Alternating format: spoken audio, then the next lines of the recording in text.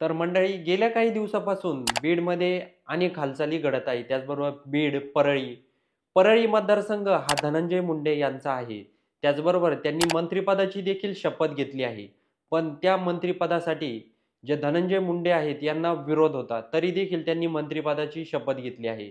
तर देवेंद्र फडणवीस यांनी यावर भाष्य केलं आहे. अनेक जण बोलत होते की धनंजय मुंडे यांना मंत्रिपद दिलं नाही पाहिजे आणि त्या ठिकाणी ज्या अंजली दामानिया आहे यांनी देखील म्हटलं आहे की धनंजय मुंडे यांच्याकडे मंत्रिपद नको होतं.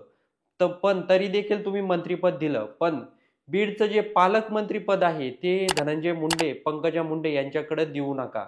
त्याचबरोबर असं कळत आहे की जे अजित पवार आहे हे पालकमंत्रीपद बीडचं स्वतः त्यांच्याकडे घेणार आहे.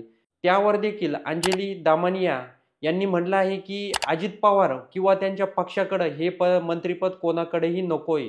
तर त्यावर पत्रकारांनी त्यांना प्रश्न विचारला. ते काही दिवसापूर्वी जे संभाजी राजे होते त्यांनी म्हटलं होतं की हे बीडचं जे पालकमंत्री पद आहे हे तुम्ही माझ्याकडे द्या, मी ते सांभाळतो.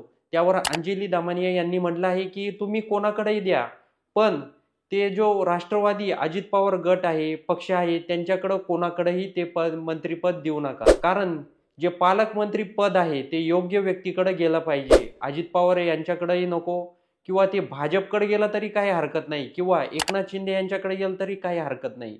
कारण फक्त ते धनंजय मुंडे किंवा जे अजित पवार आहे किंवा त्यांचा पक्ष आहे यांच्याकडे कोणाकडेही ते पालकमंत्री पद नको, असं अंजली दामानिया यांनी म्हटलं आहे. त्याचबरोबर अनेक घडामोडी काही दिवसापासून घडत आहे. त्याचबरोबर विरोधकांकडून जो आरोप केला जातोय की तुम्ही वाल्मिक कराड यांना कुणीही येतं, कुणीही भेटतं, असं कसं होऊ शकतं. त्यावर जे सरपंच संतोष देशमुख आहे यांचे बंधू काही दिवसापूर्वी पोलीस स्टेशनला गेले होते.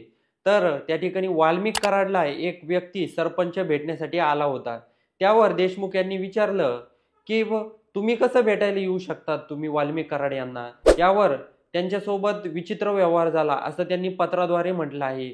त्याचबरोबर जे वाल्मिक कराड आहेत हे आरोपी आहेत आणि ह्या आरोपींना कुणीही कसं भेटायला येऊ शकतं असा सवालच संतोष देशमुख यांचे बंधू यांनी विचारला आहे. त्याचबरोबर जे जितेंद्र आव्हाड आहेत, सुरेश धस आहे, अनेक नेते मंडळी आहेत यांनी आरोप केला आहे की यामध्ये पोलीस देखील सामील आहेत. त्यावर देवेंद्र फडणवीस यांनी म्हटलं आहे उगाच पब्लिसिटीसाठी काहीही बोलू नका.